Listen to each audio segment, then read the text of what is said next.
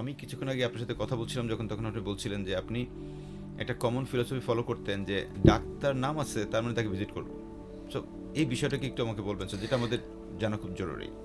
আসলে প্রফেশনালি আমরা বেক্সিমকো ফার্মায় কাজ করতাম। বেক্সিমকো ফার্মা থেকে একটা নিয়ম ছিল যে একজন সিভিল সার্জন হয়তো বা উনি প্র্যাকটিস করেন না, প্রেসক্রিপশন করেন না, এবং সিভিল সার্জনের আন্ডারে অনেক মেডিকেল অফিসার থাকে যারা বিভিন্ন উপজেলায় বিভিন্ন দায়িত্বপ্রাপ্ত থাকে। কেউ এপিআই প্রোগ্রামে কাজ করেন, কেউ আপনার ডায়রিয়া ম্যানেজমেন্টের কাজ করেন, এবং অন্য বিভিন্ন মেডিকেল অফিসার থাকেন আর কাজ করেন।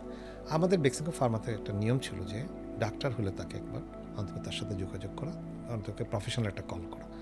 আমরা সিভিল সার্জন স্যারকেও কিন্তু প্রতি মাসে একবার ভিজিট করতাম, এটা আমাদের জন্য ম্যান্ডেটরি ছিল, এবং ওনার মেডিকেল অফিসারকেও। আমি অনেক মেডিকেল ডাক্তারকে দেখেছি, আপনারা জানেন অনেক ডাক্তার এমবিবিএস কমপ্লিট করে ওনারা অ্যাডমিনে জয়েন করেছে।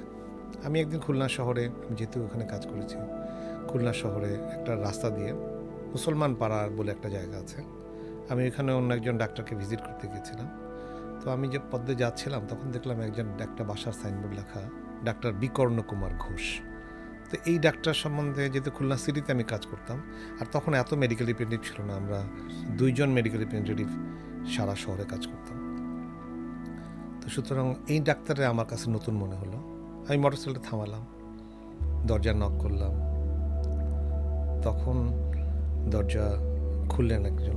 তো আমি বললাম যে আমি ডাক্তার বিকর্ণ কুমার ঘোষকে চাচ্ছি। তো বললাম যে আমি ডাক্তার বিকর্ণ কুমার ঘোষ, ইয়াং একজন মানুষ। আমি পরিচয় দিলাম যে আমি মেডিকেল রিপ্রেজেন্টেটিভ বেক্সিমকো ফার্মা। বললো আসেন বসেন। ভিতরে বসলাম, উনি বললো যে ভাই আমি তো কোনো প্র্যাকটিস করি না, আমি তো আসলে অ্যাসিস্ট্যান্ট কমিশনার ভূমি অ্যাসিস্ট্যান্ট কমিশনার ল্যান্ড ডিসি অফিসের সংযুক্ত আছে। তাই আমি বললাম ঠিক আছে, আপনি যেহেতু ডাক্তার এবং আপনি একজন অ্যাসিস্ট্যান্ট কমিশনার অ্যাডমিনের কাজ করেন, কিন্তু আপনার কাছে কিন্তু প্রতিদিনই আপনার কলিগরা কেউ না কেউ অনেক রকম সমস্যা নিয়ে আসে, প্রাইমারি হয়তো সমস্যা আপনাকে সমাধান করা লাগে।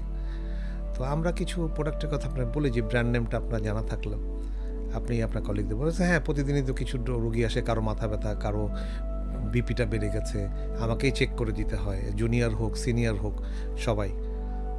তো ওই ডাক্তারকে আমি তারপরে ওখানে ভিজিট করলাম। তারপরে প্রতি মাসে একবার অথবা 2বার আমি ওনার সাথে দেখা করেছি, যতদিন উনি খুলনায় ছিলেন আর কি।